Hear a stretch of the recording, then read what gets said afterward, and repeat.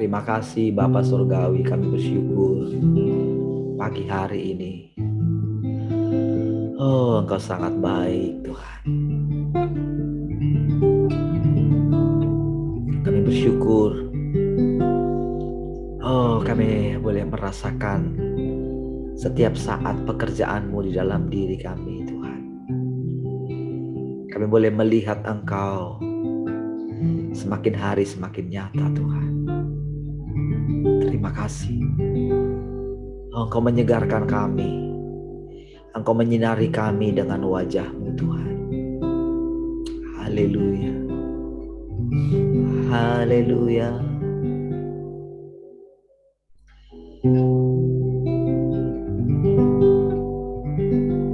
Kasih setia-Mu Tuhan lebih dari hidupku. Jalan-jalan-Mu ya Tuhan terbaik bagiku. Dari semua yang Kau katakan, tiada dusta ku temui. Dari semua yang Kau janjikan, tiada yang tak terpenuhi. Andaikan ku harus memilih, tetap hatiku padamu, tak satu pun dapat menggantikanmu. Hanya Kau yang berarti bagiku. Lebih dari semua yang ada, Kaulah segalanya bagiku. Tak ingin ku berpaling darimu selamanya. Ku akan menyembah-Mu Tuhan. Kasih setia-Mu Tuhan, kasih setia-Mu Tuhan lebih dari hidupku. Jalan-jalan-Mu ya Tuhan terbaik bagiku. Dari semua yang Kau katakan, tiada dusta ku temui. Dari semua yang Kau janjikan, tiada yang tak terpenuhi. Andaikan ku harus tetap hatiku padamu, tak satu pun dapat menggantikanmu. Hanya Kau yang berarti bagiku.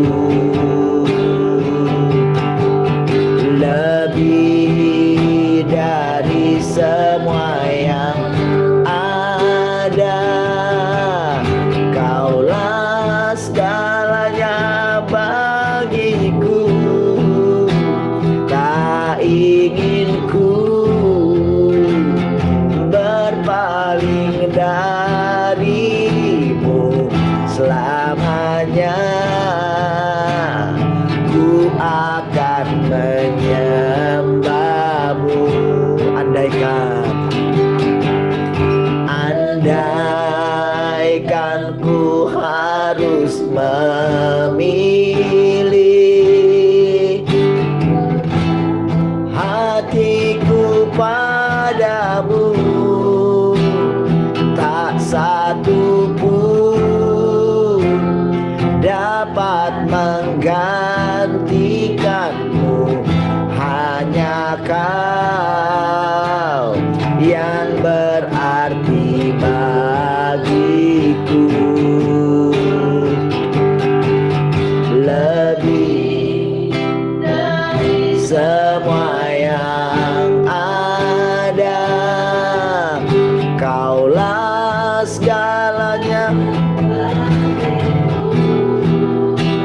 tak ingin ku berpaling darimu selamanya. Ku akan menyembahmu, Tuhan. Tak ingin ku berpaling darimu selamanya. Ku akan menyembahmu, Tuhan. Tak ingin ku darimu, ku akan menyembahmu, Tuhan.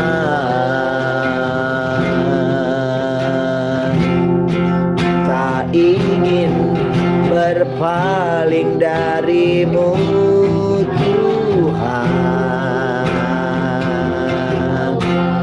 Tak ingin berpaling darimu, Tuhan.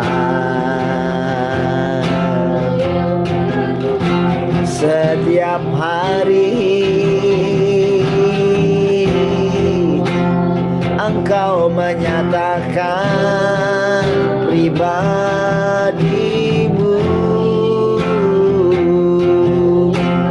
sebab hanya Engkau yang mengerti isi hati ini, Tuhan.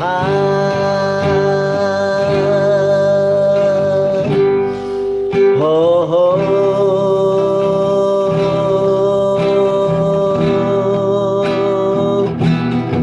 Terima kasih Tuhan buat kehadiran-Mu. Hanya Engkau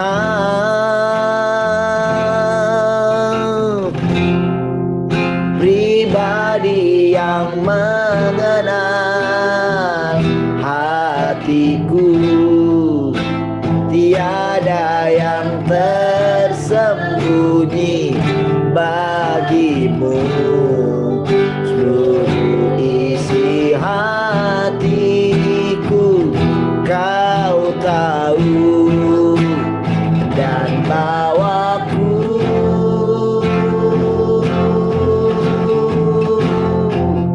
untuk lebih dekat lagi padamu, tinggal dalam indahnya kapan.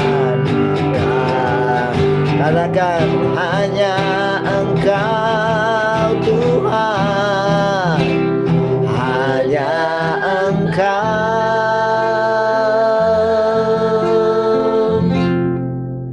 pribadi yang mengenal hatiku. Tiada yang tersembunyi bagimu, seluruh isi hatiku kau tahu, dan bawaku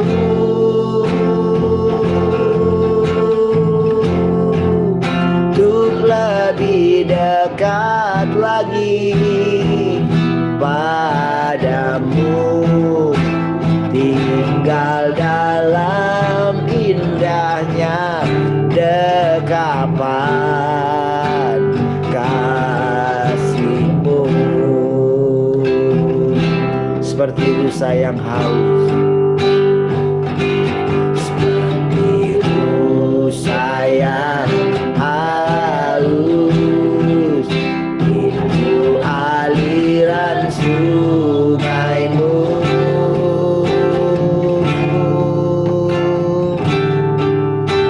Hatiku tak tahan menunggu.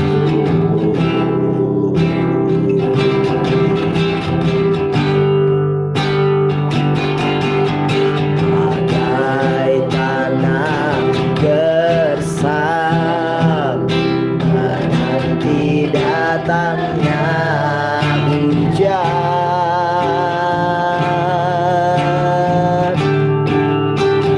begitu pun jiwaku, Tuhan, hanya Engkau, hanya Engkau,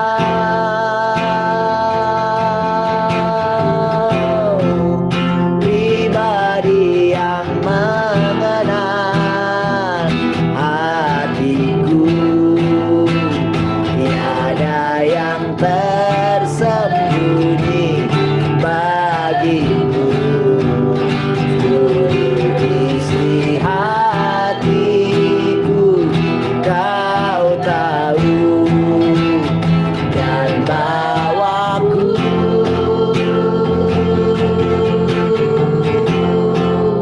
untuk lebih dekat lagi padamu, tinggal dalam indahnya dekapan kasih, tinggal dalam indahnya,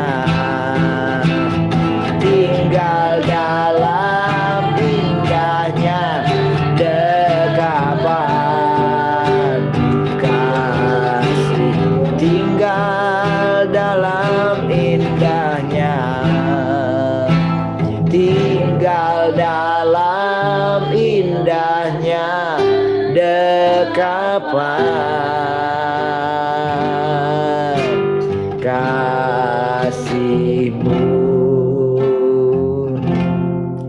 Oh Tuhan, terima kasih, kami bersyukur. Oh terima kasih Tuhan, Engkau menyatakan rahasia-rahasia-Mu senantiasa. Engkau berterus terang, Engkau terbuka kepada kami Tuhan. Terima kasih Tuhan, Engkaulah hidup kami, Engkaulah kebenaran kami, Engkaulah jalan kami Tuhan. Pagi hari ini pun Tuhan, Engkau berbicara kepada kami, Engkau mengajari kami, hati kami terbuka. Kami tundukkan pikiran dan perasaan kami, kami tenangkan jiwa kami di hadapan. Terima kasih Tuhan, kami bersyukur. Haleluya. Mari semua yang mengasihi Tuhan sama-sama katakan amin.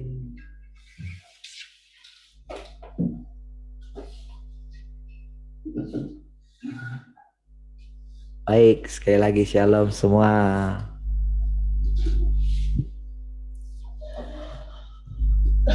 Shalom sekali lagi semua. Halo. Shalom Bang. Apa kabar semua?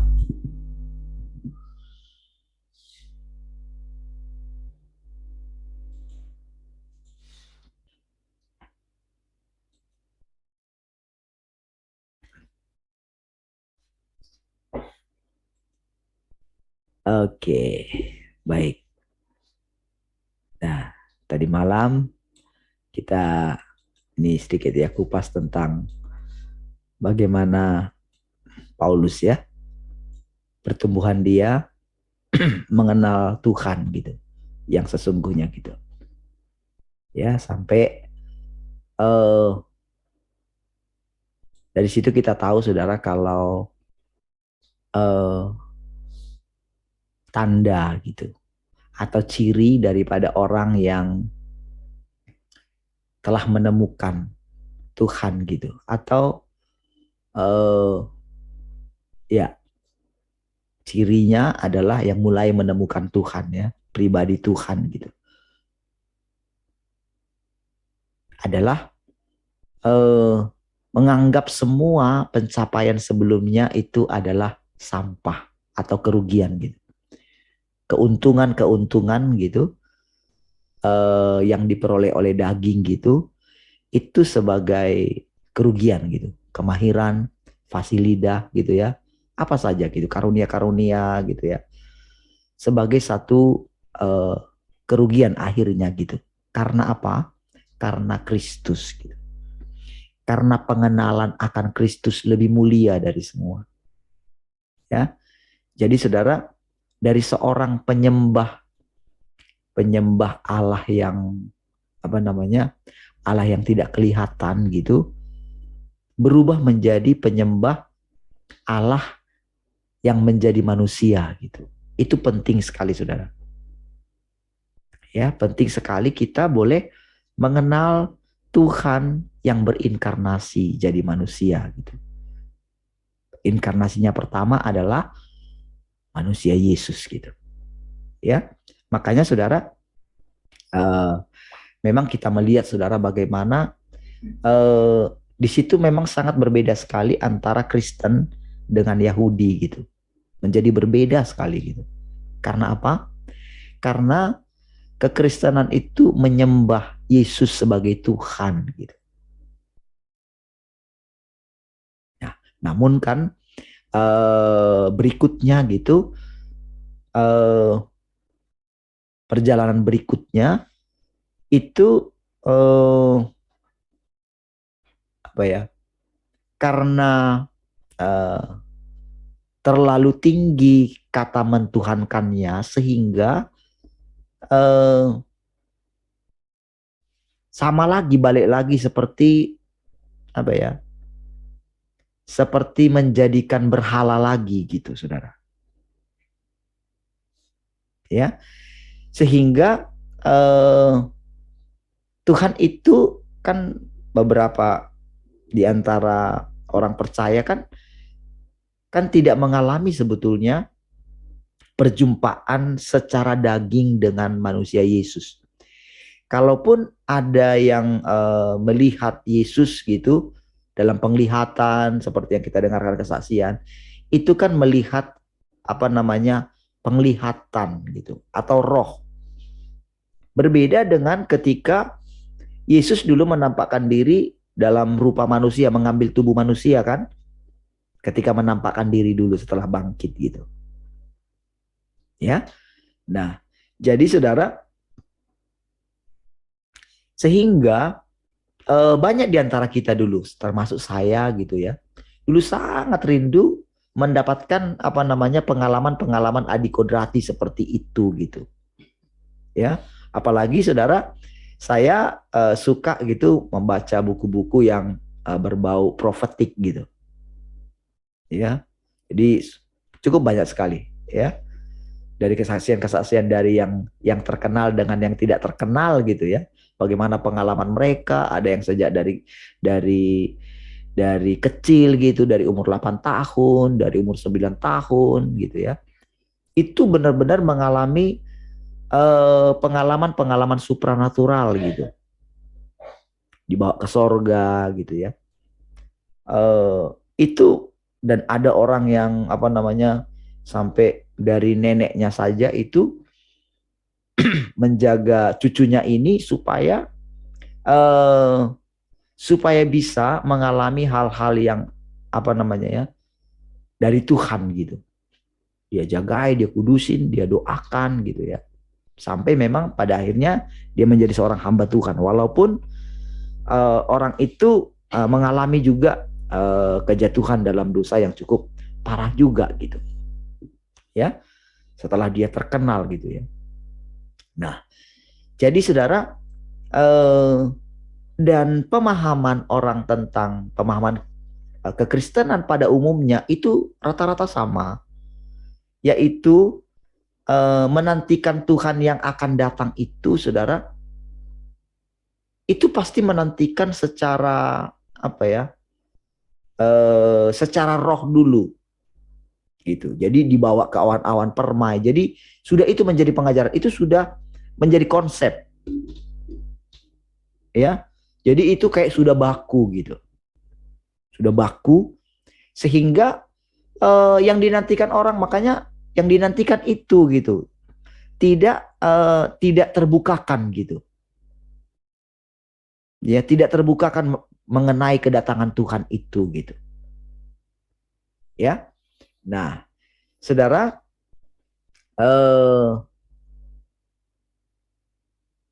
ketika Paulus mengatakan gitu loh, bukan seolah-olah aku sudah menangkapnya katanya. Nah, tetapi saudara, kekristenan hari ini itu merasa dia sudah menangkap. Itu masalahnya. Padahal saudara, mana bisa kita menangkap Tuhan? Orang katanya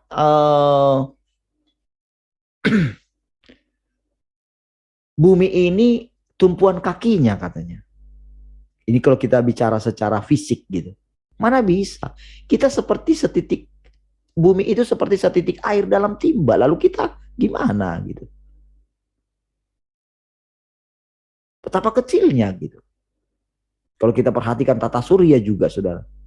Waduh, hampir gak kelihatan bumi ini, saudara. Ini di mana, saudara? Di antara galaksi, saudara.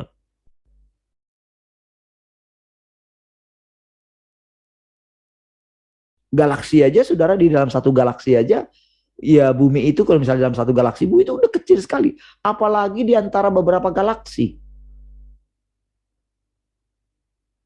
Galaksi itu kan gugusan bintang-bintang gitu. Macam mana? Kita di dalam bumi yang tidak kelihatan itu loh. Apalagi kita di dalamnya gitu. Macam mana kita menangkapnya? Nah, sama juga dengan hikmatnya Tuhan. Nggak bakalan bisa kita dapat seluruh hikmatnya gitu. Jadi Tuhan mendesain seluruh manusia itu menjadi satu apa namanya ya, dari angkatan demi angkatan gitu. Jadi untuk kita mengenal Tuhan, kita nggak boleh terus kembali ke belakang gitu loh. Kita memulai dari nol, nggak bisa. Macam mana kita memulai dari nol terus gitu, saudara? Bagaimana sampai kita kepada pengenalan kita akan Tuhan yang seutuhnya? Kalau kita kembali mempermasalahkan nama Yahweh, mempermasalahkan baptisan, penumpangan tangan,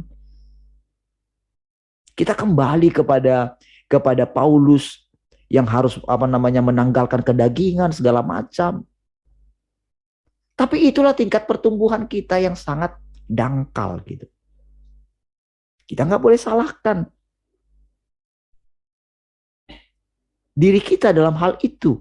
Karena memang pada umumnya kekristenan seperti itu gitu.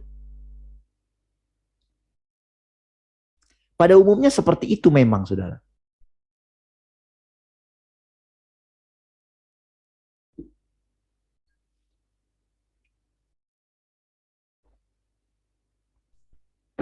Nah, saudara, semenjak saudara, saya entah di mana ya, saya pernah mendapatkan, oh iya, ada orang pernah mengkhotbahkan tentang tanpa kita, mereka tidak sampai kepada kesempurnaan gitu. Itu kan dalam kitab Ibrani kan. Tahu nggak saudara, itu ayat itu begitu apa? Begitu kayak itu menjadi highlight gitu loh di dalam pikiran saya gitu. Cukup lama gitu. Dan saya sering mengkhotbahkan itu. Jadi saudara, itu menghasilkan juga seperti apa yang dialami oleh Elia gitu. Jadi Elia itu pengen lebih daripada pendahulu-pendahulunya. Ya. Nah, jadi oleh karena itu disitulah dia mendapatkan benar-benar saudara ketika dia mengalami 40 hari itu ya.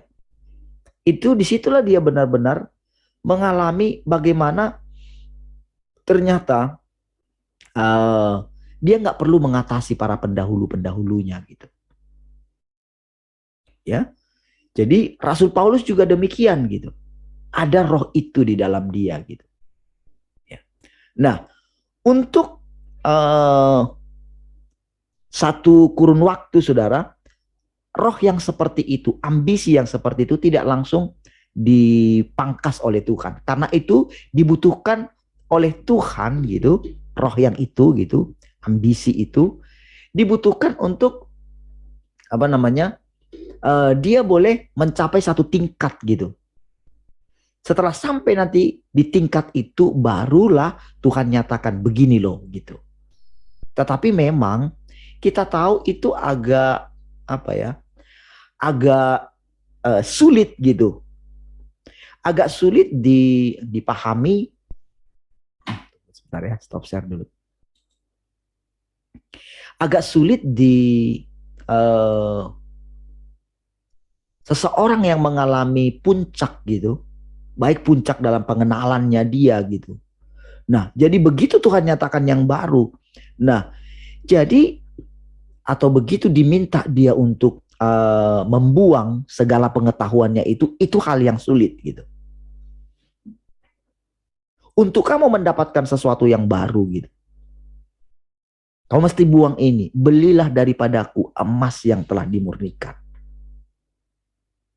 Gitu ya. Nah, saudara, disitulah sebetulnya kendala daripada setiap hamba Tuhan. Jadi saudara, kalau saya sering mengatakan keadaan hamba Tuhan seperti ini, saudara, itu bukanlah menyatakan bahwa diri saya lebih dari itu. Saudara mesti bisa mendengarkan bagaimana Tuhan mencela. Kan Tuhan mencela juga gereja di Laodikia itu kan, di Efesus itu kan. Aku mencela engkau. Padahal prestasinya sudah tinggi sekali. Namun aku mencela engkau katanya. Karena engkau telah kehilangan kasihmu yang semula gitu.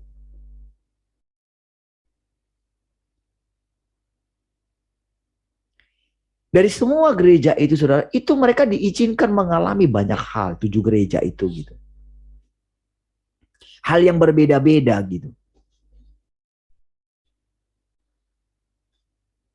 Bahkan ada yang dikatakan, aku tahu di mana kamu tinggal katanya.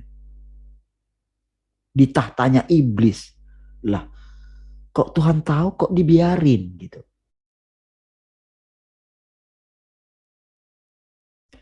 Makanya dengan sekarang ini saudara, sebetulnya kita itu bisa mengalami lompatan dan harus mengalami lompatan yang jauh gitu. Kita nggak perlu mengulangi pengenalan Paulus akan Tuhan seperti yang kemarin gitu. Kita boleh mengalami sedikit, tapi kita nggak perlu terlalu lama di situ karena segala sesuatu bukan mengenai kita. Segala sesuatu mengenai Tuhan. Kalau kita berhasil melihat Tuhan atau melihat pekerjaan Tuhan di dalam diri kita, saudara. Kalau kita berhasil melihat itu dan kita fokus di situ, maka pencarian kita akan berbeda. Kalau kita menjadikan Tuhan itu benar-benar dia Tuhan gitu dalam hidup kita, benar-benar yang mengisi pikiran kita adalah tindakan-tindakannya Tuhan yang kita baca dalam Alkitab minimal gitu. Kalau kita mempunyai hubungan dengan Tuhan yang benar-benar Tuhan itu, maka pasti saudara, karakternya dia itu, atau wataknya dia itu, atau hakikatnya dia itu pasti tinggal dalam kita gitu. Kita nggak akan mungkin berseberangan dengan dia. Kalau perkataan-perkataannya itu tinggal di dalam kita, maka langkah-langkah kita, tujuan kita, itu pasti diarahkan kepada dia.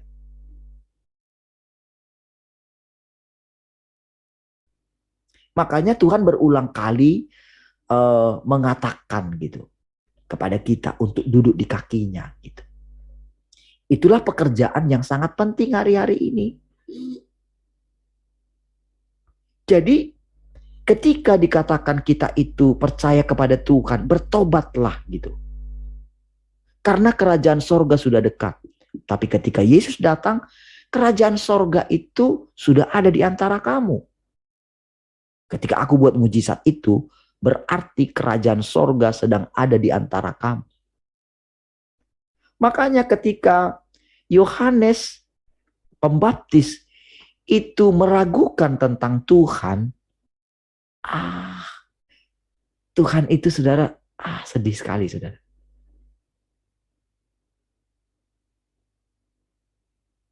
Padahal dia sudah melihat bagaimana ketika pertama kali gitu. Apa lupa ya Yohanes ini ya, ketika membaptis aku dulu ya, kira-kira begitu. Apa lupa ya dia ya. Membuka tali kasutnya pun aku nggak berani katanya. Bukankah dia melihat Roh Kudus turun gitu? Karena pada waktu itu memang saudara, kan ketika dia memanggil mendapatkan panggilannya itu saudara. Ketika Yohanes mendapatkan panggilannya, tahukah saudara? Di dalam pikirannya itu semua orang berdosa gitu. Itulah panggilan kenabiannya gitu. Jadi saudara, kenapa dia bisa se-strikely itu? Karena dalam pikirannya ini pokoknya semua orang berdosa. Tetapi begitu datang Yesus, wow, ini manusia tak berdosa katanya. Gitu loh. Tiba-tiba roh itu menyatakan di dalam dirinya, ini manusia tidak berdosa. Makanya dia bilang, membuka tali kasutnya pun aku nggak berani. Aku nggak layak membaptis engkau gitu. Engkaulah yang harusnya membaptis aku. Itulah pernyataan roh yang dinyatakan dalam dia. Harusnya kalau dia itu merenungkan itu saudara.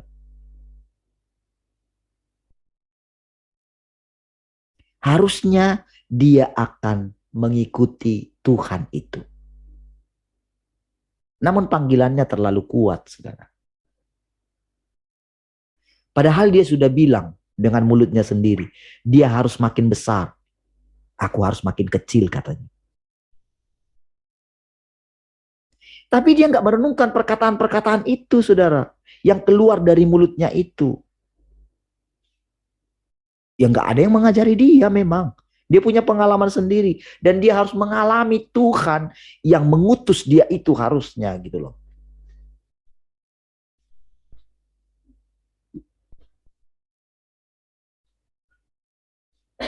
Nah, jadi saudara, ketika kita melihat para orang kudus ini, termasuk Paulus, dia menganggap belum mendapatkan Tuhan, apalagi kita. Itu firman Tuhan, saudara, yang diucapkan dia itu, saudara. Jadi, saudara, sekarang saudara perlu memperhatikan, mendengarkan dengan baik-baik. Setiap perkataan yang keluar gitu. Bahkan saya memperhatikan perkataan-perkataan yang keluar dari mulut saya. Saudara juga boleh merenungkan perkataan-perkataan yang keluar dari mulut saudara. Ketika saudara bicara dengan orang. Seperti itulah kita mengetahui mana yang keluar dari diri kita. Tuhan atau iblis.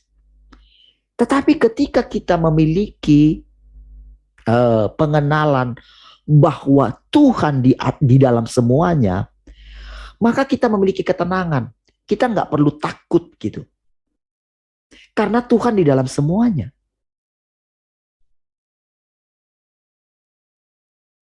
Ketika dikatakan bahwa semua manusia berdosa gitu, maka kita perlu menempatkan diri kita tunduk kepada perkataan itu. Jangan dilawan firman itu.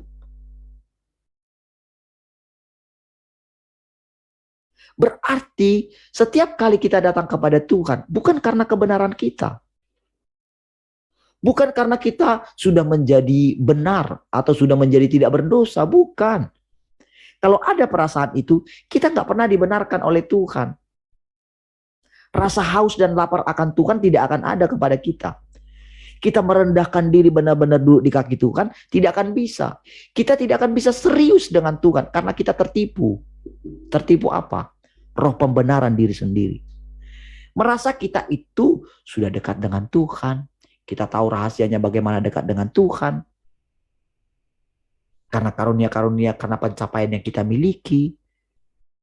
Jadi kita nggak perlu datang benar-benar merendahkan diri. Nah, dari situlah sebetulnya kita ditolong gitu. Nah, jadi kalau dikatakan aku pun tidak mendapatkannya, kata Paulus gitu kan, belum mendapatkannya. Berarti harus ada yang kita renungkan dari situ secara pribadi. Nggak boleh kita pakai perkataan orang. Dalam hal ini pengajaran-pengajaran orang nggak perlu.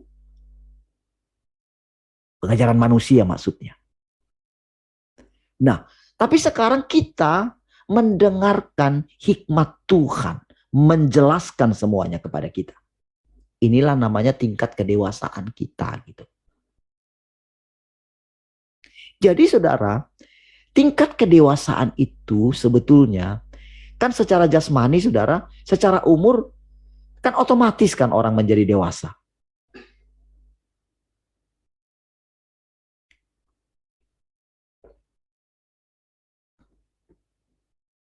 Tetapi kalau seseorang tidak bijaksana, tetap menjadi seperti anak-anak gitu ya. Anak-anak itu kan gampang tersinggung. Tapi gampang balik lagi gitu kan. Sifat kanak-kanak itu merasa lebih gitu ya. Coba perhatikan saudara.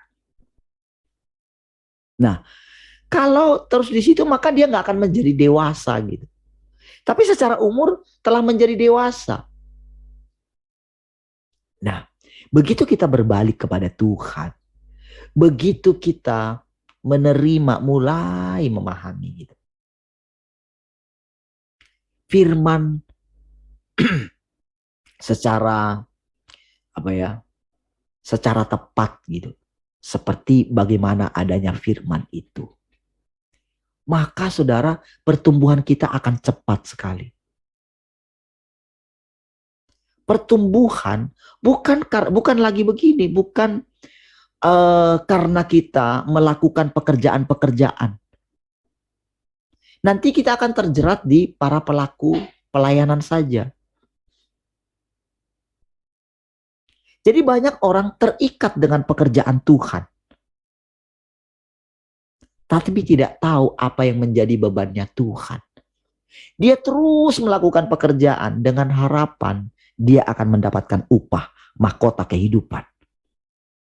Makanya dikatakan kemarin, mahkota kehidupan itu menjadi kayak ilusi saja bagi Paulus gitu.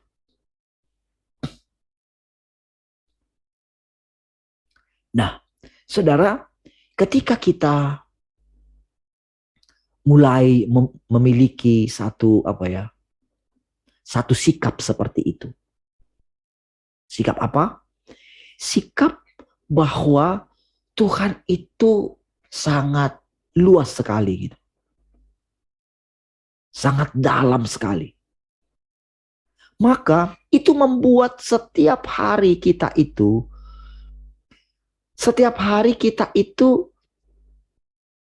pasti akan mengalami hal yang baru dari Tuhan. Hidup yang baru dari Tuhan. Nah, kalau kita melihat bahwa kita mulai malas mencari Tuhan misalnya, berarti kita itu sedang tertipu gitu. Ada satu hal yang sudah menggantikan Tuhan dalam hidup kita. Nah, di situ kita perlu berjaga-jaga gitu. Ada hal-hal yang lain yang menarik gitu. Bagi kita selain Tuhan. Nah, disitulah kita mesti belajar memperhatikan atau mempersilahkan Tuhan yang tadinya nggak kelihatan itu menjadi kelihatan. Jadi sekarang kita itu mesti belajar mengenal Tuhan yang kelihatan. Tuhan yang nyata. Tuhan yang menjadi manusia. Saudara mesti melihat itu. Saudara mesti mencari itu. Di mana Tuhan yang menjadi manusia ini gitu. Dan Tuhan menasehati. Di dalam kitab Injil Tuhan Yesus menasehati gitu. Nanti akan muncul Mesias. Mesias. Berarti ada banyak Mesias.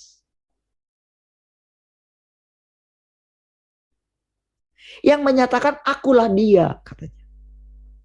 Oke. Dan didefinisikanlah Mesias palsu itu adalah mereka akan melakukan perbuatan-perbuatan mujizat. Justru Mesias palsu itu justru dia itu akan meninggikan mujizat. Meninggikan hal-hal yang adikodrati.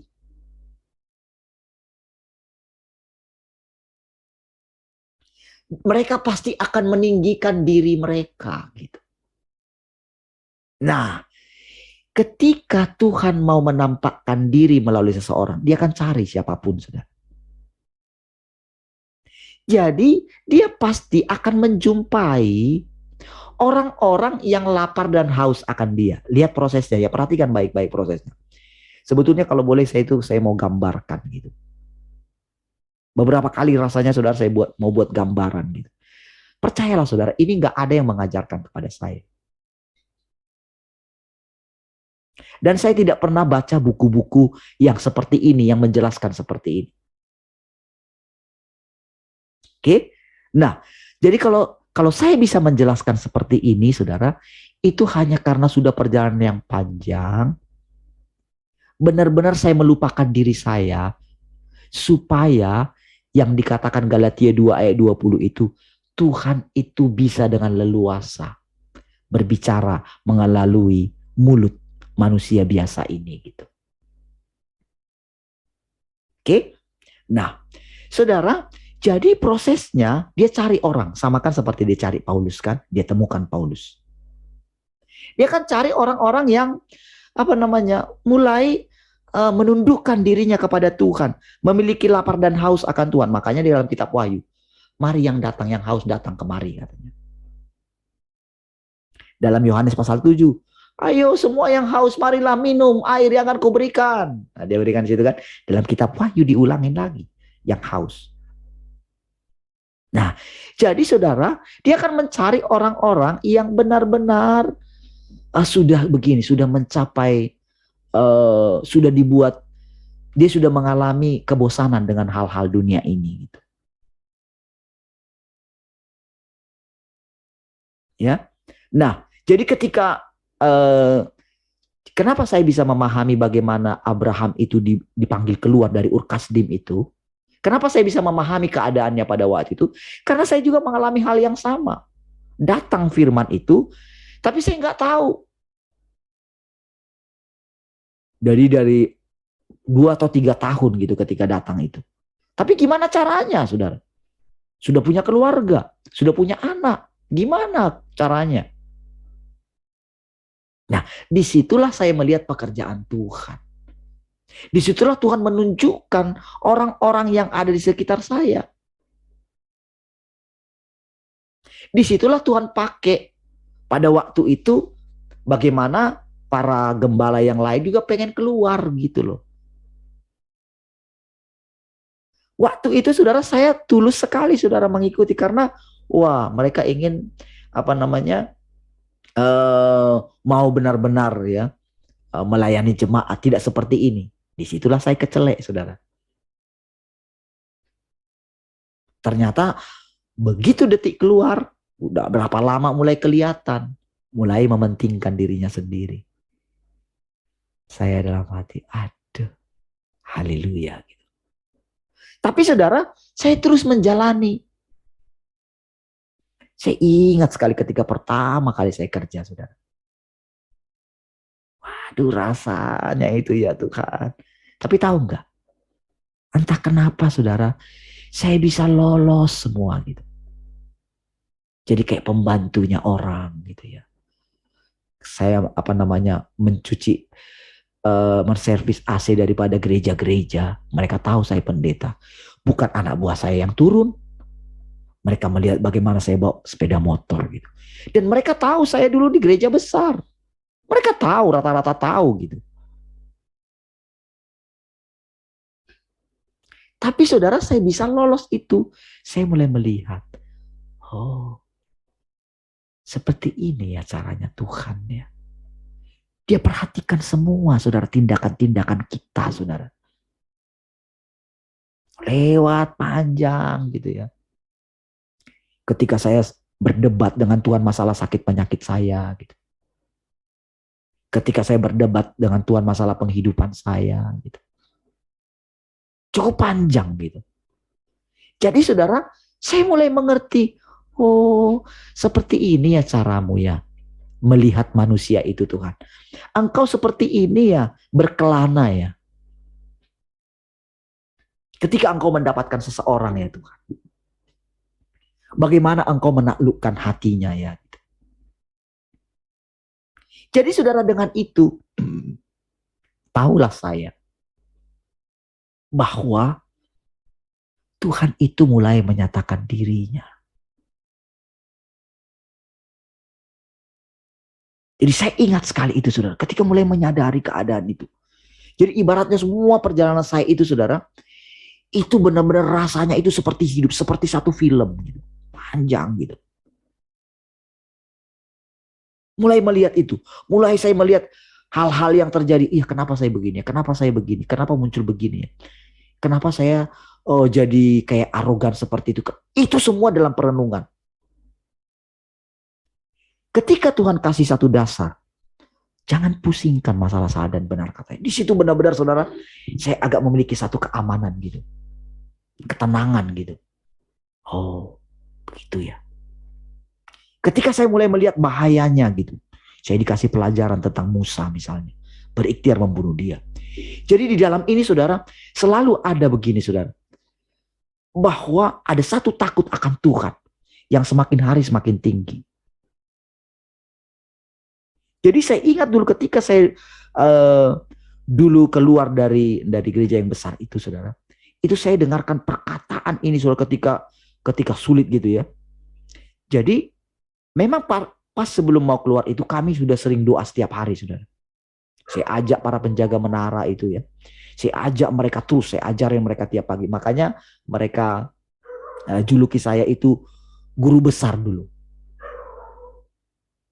Saking tiap hari ngajar kayak seperti ini saudara. Jadi pada waktu itu pun mereka itu, wah itu saya bawa kemana itu mau gitu. Bahkan saya pernah bawa mereka itu ke RTM juga. Ikut pemuritannya Pak Andreas gitu. Dan setelah itu wow itu langsung dilarang semuanya. Gitu. Setelah mengetahui kalau ajaran Pak Andreas sesat katanya gitu. Ya, udah gitu. Lewat sampai akhirnya itulah saya bilang keluar gitu. Dia bilang begini, kalau engkau tetap di sini, engkau akan mati katanya. Tapi gimana caranya?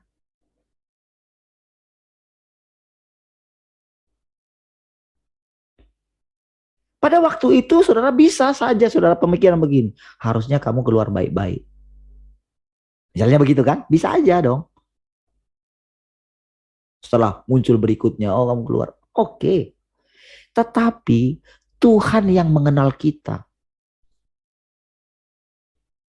Ada hal-hal di dalam diri kita, kita nggak boleh paksain saudara. Supaya gentle, kita nggak bisa paksain. Ada sesuatu di dalam diri kita yang harus ditaklukkan oleh Tuhan. Dan itu urusan Tuhan. Dan dia tidak akan membuat segala sesuatu menjadi mudah.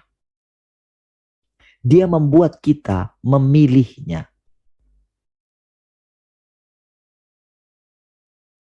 Baru nanti kemudian kita akan melihat ketika kita merenungkan, salah kayaknya. Makanya ketika juga membentuk gereja ini saudara, pada waktu itu saya ingat sekali saudara, Pak Andreas selalu bilang berulang kali bahwa tidak mendirikan gereja. Pada waktu itu tahukah saudara, itu benar-benar ada dorongan untuk meninggalkan, menutup gereja saya, gereja ini. Dari dulu sudah ada. Tetapi saudara, saya datang kepada Tuhan. Gitu. Dulu kan kita sering begini. Kadang saudara kita berpikir, oh itu sudah suara Tuhan, suara Pak Andreas sudah suara Tuhan. Tapi berikutnya saya mulai melihat, ketika pada waktu kita memulai pelayanan radio gitu. Pada waktu itu saudara, Pak Andreas itu dikabarkan di TV One itu saudara. Itulah awalnya adalah namanya ministry baru dulu. Tapi ministry baru ini ada di bawah gereja Tembesi gitu. Dan waktu itu didengarkan oleh Pak Andreas gitu ya. Dan kami dipanggil waktu itu. Saya jelaskanlah kemudian. Gitu ya. Namun dari situ saudara saya melihat bagaimana caranya Tuhan. Kan seolah-olah kan saya salah tuh mendirikan gereja ini. Karena kan saya seperti mengumpulkan orang-orang yang sakit hati kepada kepada gembala kami untuk mendirikan gereja ini. Tapi saudara, saya terus bawa itu kepada Tuhan, saudara.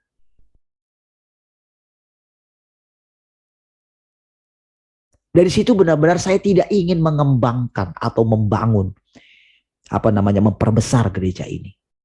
Pada waktu itu saudara. Nggak ada.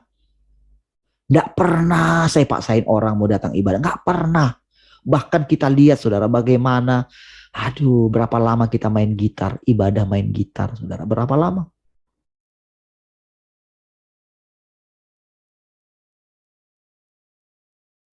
Tapi saudara, saya terus menjalaninya. Sampai suatu saat Tuhan bilang dalam hati saya.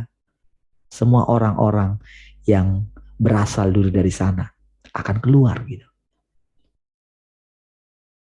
Hanya orang yang aku tetapkan yang akan tinggal gitu. Jadi pada waktu itu saya sudah mempersiapkan diri saya saudara untuk itu. Dan saya benar-benar mempersiapkan diri saya entah kapanpun gereja ini tutup. Nah, itulah perjalanan saudara yang terus saya perhatikan saudara. Saya nggak tahu kenapa bisa seperti itu pemikiran saya. Lalu saudara, ketika terus membaca tulisan-tulisan, ada banyak lah yang saya baca seperti saya katakan gitu saudara.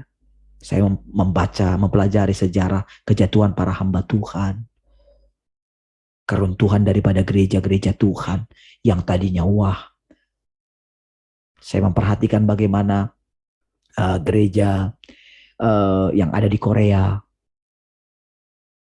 yang besar gitu kan, tapi pada akhirnya mengkultuskan pemimpinnya.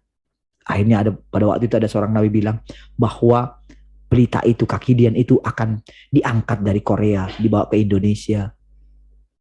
Ketika saya pada waktu peresmian gereja Betani di Surabaya, pada waktu itu saudara, gereja Betani adalah mungkin gereja yang paling besar. Bahkan pada waktu itu dikatakan paling besar di Asia Tenggara. Pada waktu itu seminar pertumbuhan gereja internasional. Saya ingat sekali saudara, Tommy Tenney ketika khotbah di atas gitu. Mimbar, dia bawa batu bata gitu.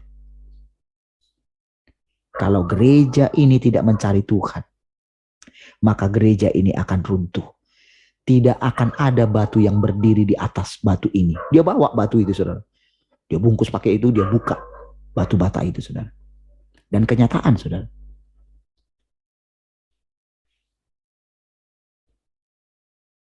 Kebetulankah itu Tuhan tunjukkan kepada saya?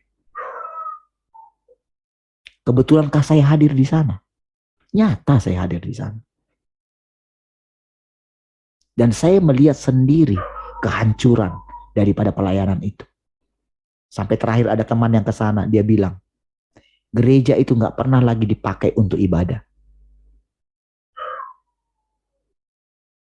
Mereka hanya di sebuah ruko gitu saudara. Bayangkan gereja yang paling besar. Mereka pilih ruko. Jadi pada waktu itu kan, waktu pandemi itu kan banyaknya kan online ya. Bayangkan sampai pendiri daripada gereja itu tidak disemayamkan di situ ketika meninggal. Oh, apakah itu biasa?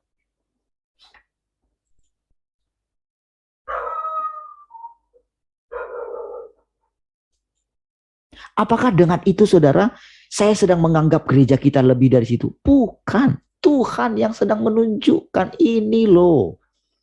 Apakah ketika saya mengatakan, oh rubuhkan bait suci ini, apakah itu saya? Apakah saudara bisa mengatakan, abang sih atau bapak sih ngomong-ngomong itu terus misalnya? Bapak mengutuk gereja bapak sendiri, misalnya kan seperti mengutuk kan? Macam mana mau besar? Kalau Tuhan yang ngomong itu gimana?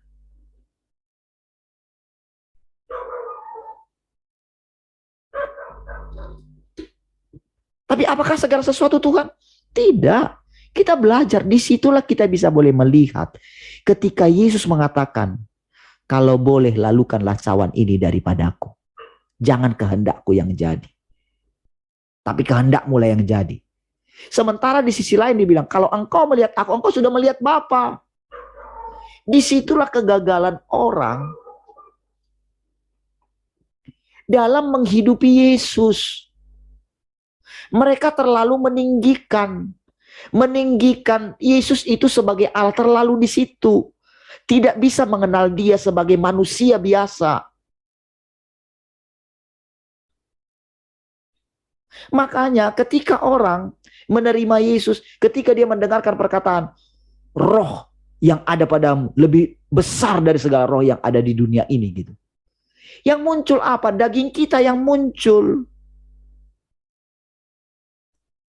Rohnya Yesus tidak begitu, saudara. Rohnya Yesus tidak begitu. Rohnya Yesus itu sekalipun malaikat-malaikat atau iblis tunduk kepadamu gitu, setan-setan pergi daripadamu ketika engkau usir. Tapi jangan bersuka cita karena hal itu. Tuhan wanti-wanti mereka. Tapi bersukacitalah karena namamu terdaftar, tercatat. Itu penting tercatat itu, saudara. Karena kalau kita bangga dengan apa saja pengetahuan kita, semuanya, itu masalah. Itu namanya, itu bisa berubah menjadi pohon pengetahuan. Itu bisa berubah menjadi racun bagi kita. Yang membuat kita nggak mau lagi duduk di kaki Tuhan. Karena kita merasa sudah mengenal Tuhan. Itu bahaya sekali, sudah. Jadi kalau misalnya saya ulang lagi. Aduh, kenapa saya bisa mengulang?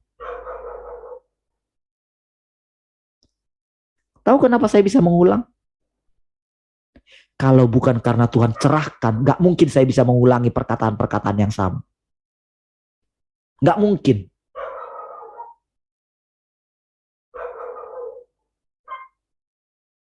Sifat manusia itu saudara pengen sesuatu yang baru, yang baru, yang baru, yang baru. Tetapi tahukah saudara, tujuan dari itu saudara, kalau kita lengah, maka saudara kita akan bosan duduk di kaki Tuhan. Saudara, orang Yunani itu suka hal-hal yang baru, hikmat-hikmat yang baru gitu. Makanya Tuhan sengaja buat perumpamaan. Perkataan-perkataan dia itu perumpamaan, saudara. Tapi tahukah saudara, sampai sekarang saudara, orang sibuk menginterpretasikan perumpamaan-perumpamaan itu.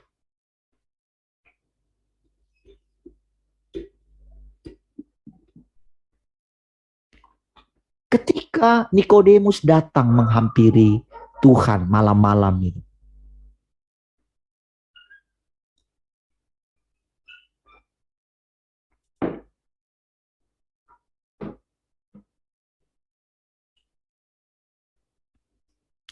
ketika dia menghampiri, ketika Tuhan mulai cerita kepada dia,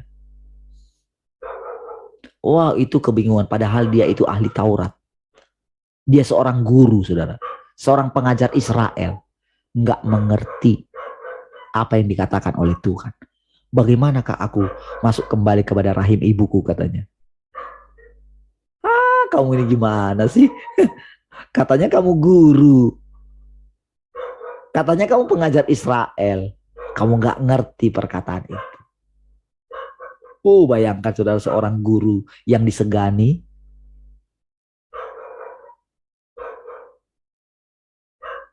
Ya, tiba-tiba ada orang yang bukan keluaran sekolah teologi ya. Wah, menyepelekan dia. Katanya kamu guru Israel, katanya pengajar Israel. Katanya. Aduh. Tahu nggak saudara? Setelah itu kan kita nggak lihat lagi di Nikodemus datang atau percakapan Nikodemus berikutnya. Tapi diam-diam dia merenungkan perkataan itu, saudara. Dan diam-diam dari jauh dia memperhatikan setiap pengajaran Tuhan.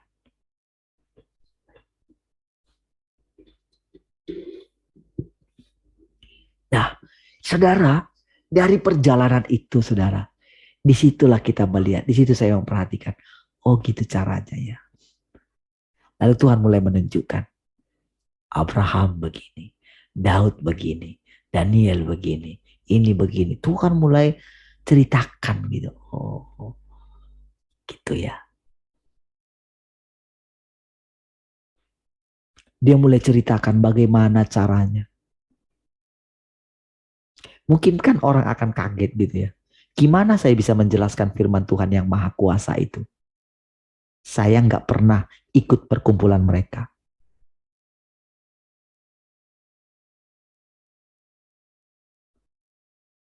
Mungkin mereka akan mengatakan, oh kamu mesti ikut dulu diajar oleh pendeta kami. Kan gitu kan? Kan kayak kita dulu saudara, pemuritan. Saya belum ikut pemuritan semuanya, tapi saya ngajar pemuritan.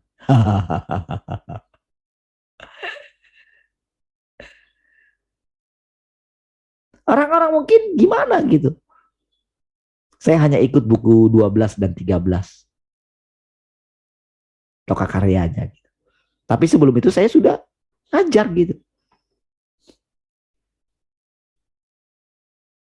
Tapi apakah menyimpang pengajaran itu? Tidak. Kenapa bisa?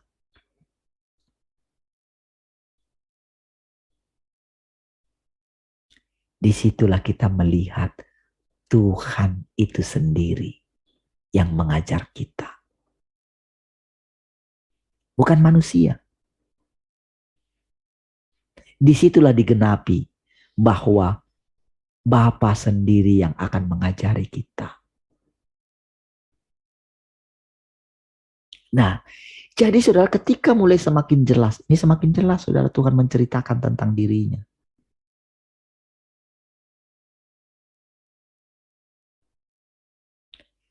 Saudara, kita ada satu nasihatnya, tadi saudara saya harus ulang saudara. Kita harus belajar menemukan Tuhan yang nyata atau Tuhan yang berinkarnasi. Saya menceritakan tadi prosesnya. Saya seperti belajar dari hidup saya sendiri. Dan tahukah saudara, seperti itulah Yesus taat kepada Bapaknya, manusia Yesus.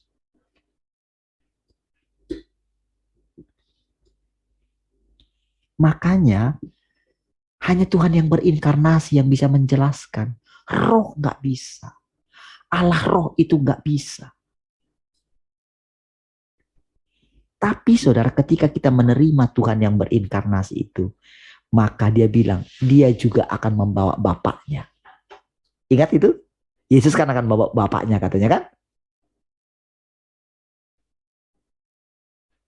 Tahu maksudnya? Bapa itu roh, itulah Allah yang tidak kelihatan itu.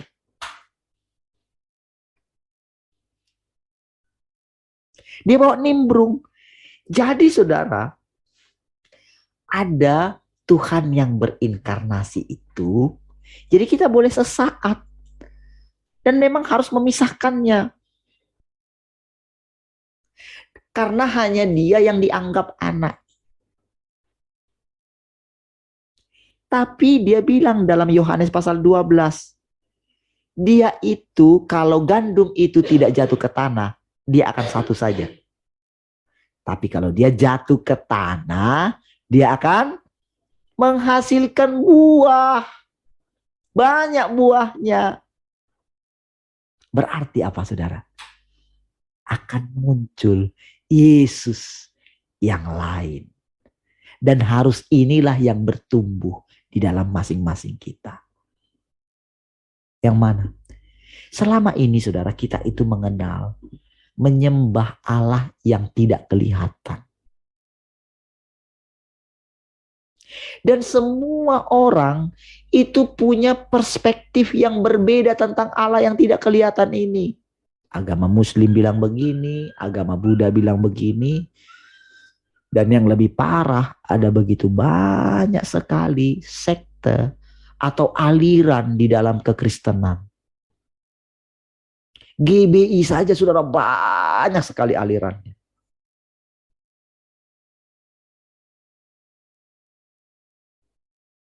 Berbagai macam. Ada yang bilang bisa makan darah, ada yang bilang nggak bisa makan darah. Aduh, ribet deh. Banyak sekali. Karena apa? Allahnya nggak kelihatan. Mereka membuat Allah sendiri. Mereka membuat berhala. Tapi karena ada di dalam Alkitab nggak boleh membuat patung. Kebanyakan kan tidak bikin patung. Tapi ada agama yang bikin patung kan? Tetapi saudara, orang-orang ini membuat patung yang tidak kelihatan di dalam imajinasi mereka. Mereka membuat ketika dibuat lukisannya Tuhan Yesus yang ada di figura-figura atau di kalender-kalender itu. Tanpa sadar, bayangan orang Tuhan itu adalah itu.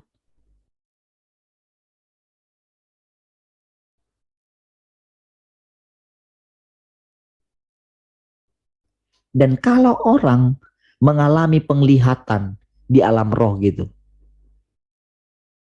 yang mereka lihat adalah Tuhan Yesus yang ada di kalender itu. Lalu ada seorang anak yang bermimpi dia melihat Tuhan, digambarkan berbeda dengan itu.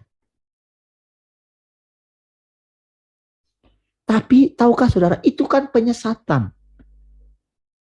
Membuat gambar di dalam pikiran, itu sama. Itu berhala. Lalu bagaimana kita menyembah? Bagaimana kita itu benar-benar diajarkan mengenai hatinya Allah? Kalau kita tidak masuk lebih dalam ke dalam hatinya Allah. Lalu pasti ada saudara dari firman-Nya itu. Kita akan mendengarkan saudara perkataan-perkataannya dari dalam Alkitab. Nah, jadi ketika dia mengatakan akulah jalan, kebenaran, dan hidup. Itu mesti kita alami dalam hidup kita. Kalau tidak, nggak bakalan ngerti kita itu. Tak ada gunanya kita membahas itu dari bahasa Ibrani. Tak ada gunanya sama sekali, percayalah. Itu harus benar-benar menerimanya dengan iman. Dan mulai belajar duduk di kaki Tuhan.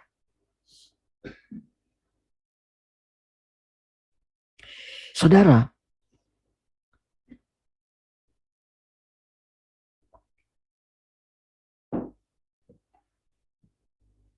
berapa itu?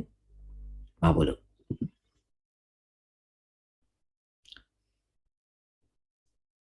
Ketika kita duduk di kaki Tuhan, ketika kita belajar setiap hari, maka saudara, kita mulai akan melihat gitu. Bagaimana semua yang dikatakan itu adalah kebenaran. Tahukah saudara? Begitu saudara sudah mulai menerima, bukan lagi menerima Tuhan secara roh gitu. Ingat, tetap ada Roh Kudus di sini ya. Tetap saudara, kita itu akan roh kita ini akan terus mencari roh. Tapi saudara, karena kita ini manusia, roh itu nggak bisa menjelaskan kepada kita. Pikirannya beda. Bahasanya beda. Makanya dia perlu menjadi manusia. Oke? Dan dia menjadi manusia sampai dia katakan begini. Kita tinggal di dalam dia dan dia tinggal di dalam kita.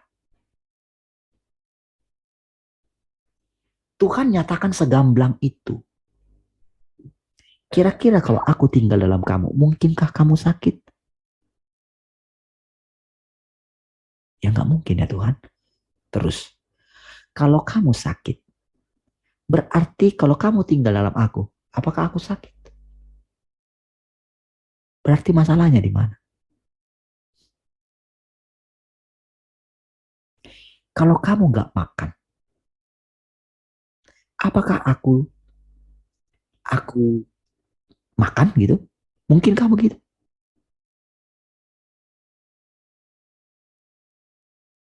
Tak mungkin Tuhan. Terus, kenapa kamu mesti khawatir?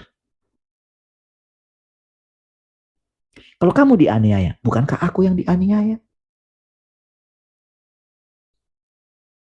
Nah, tahu saudara, ketika itu semakin kuat, saudara berkata-kata, saya menyaksikan kepada saudara. Tahu nggak saudara? Lama-lama itu menjadi kuat. Lahirlah doa.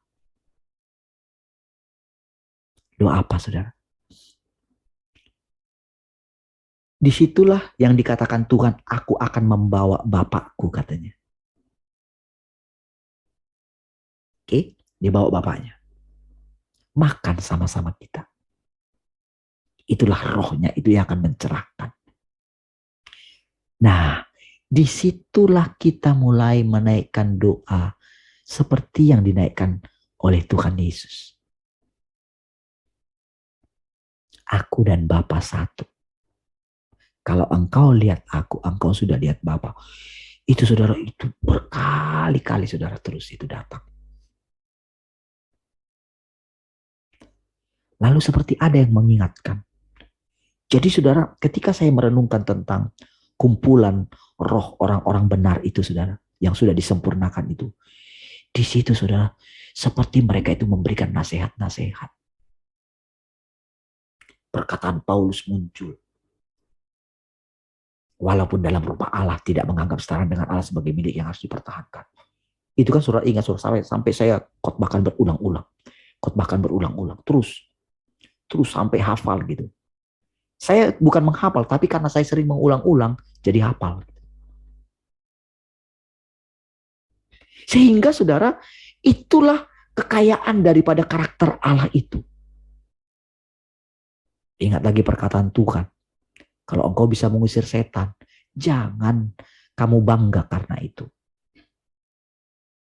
Ketika kamu memiliki itu semua, saudara, semua perjalanan saya ketika dihalangi Tuhan di sini, ketika orang menegur saya dengan perkataan yang mengatakan aku melihat iblis di belakang Bapak ketika melakukan mujizat, itu saya renungkan.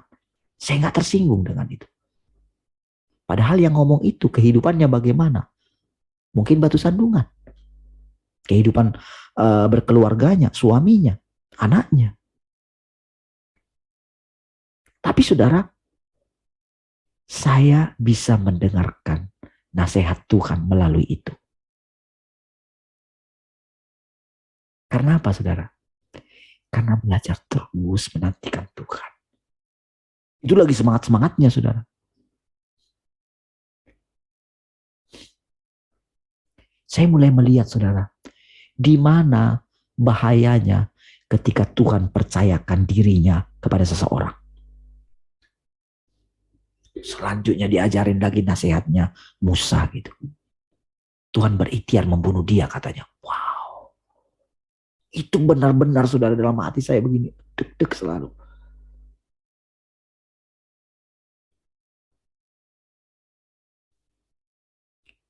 Makanya saudara, ketika saya menjelaskan saudara kepada saudara, makanya sampai keluar perkataan itu saudara.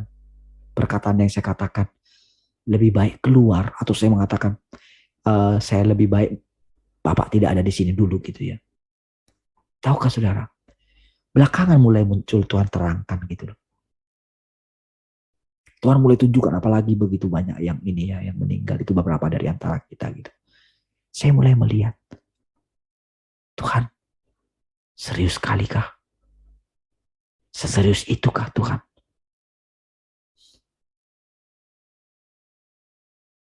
Makanya saya bilang, makanya jangan menganggap negatif ketika saya mengatakan itu. Nggak ada masalah. Dan nggak perlu saya ada masalah dengan orang gitu. Nggak mungkin kalau saya punya masalah dengan orang, nggak mungkin bisa kita datang melihat Tuhan. Nggak mungkin. Karena berbahagia orang yang suci hatinya. Baru saya bisa melihat Allah.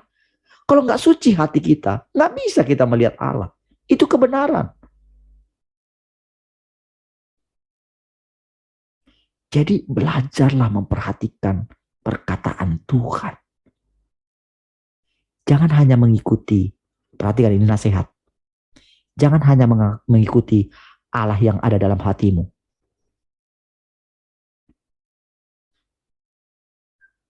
Itu yang membuat perpecahan, saudara.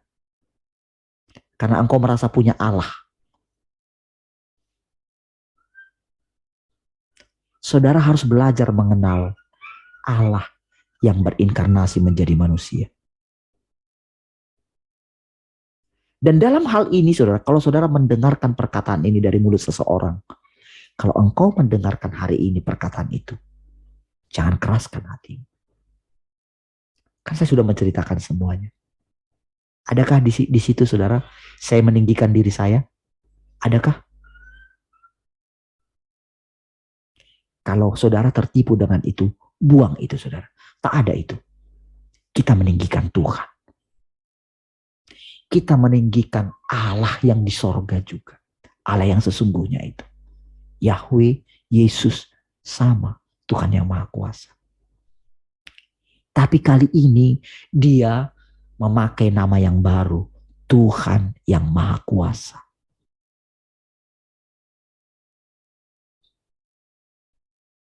Bayangin saudara, sampai hari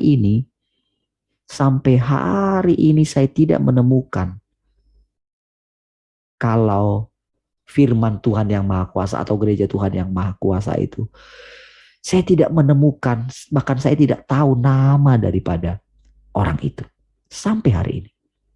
Heran ya.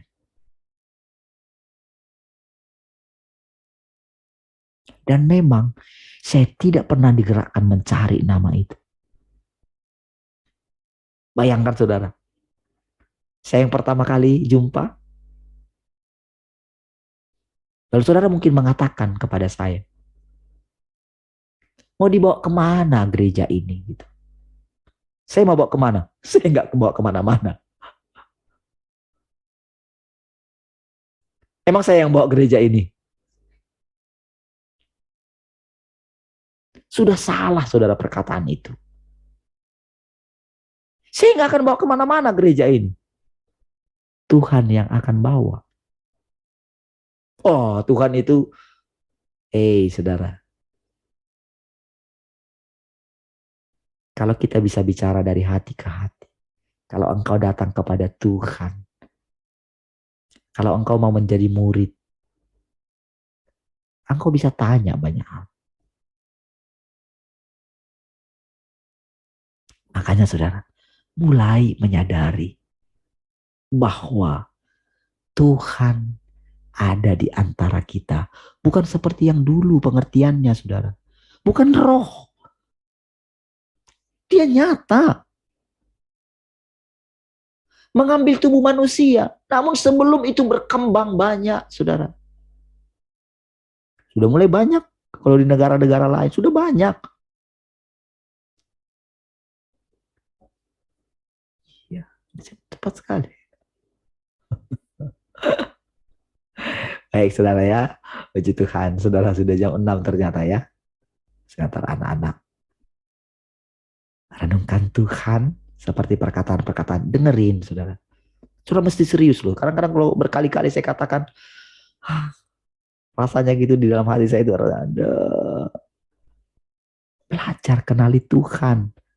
Yang berinkarnasi jadi manusia. Supaya saudara bisa tahu. Gimana sih Tuhan berinkarnasi itu. Kadang-kadang saya sudah serius sekali menceritakan. Tapi kadang-kadang kalau saya lihat respon gitu. Haleluya, saudara. Baik, saudara, mari kita berdoa. Terima kasih Tuhan, bersyukur pagi hari ini. Segala sesuatu dari Engkau, oleh Engkau. Bagimulah segala kemuliaan Tuhan. Tuhan, kami percaya Engkau akan menyatakan dirimu. Lebih lagi Tuhan. Terima kasih.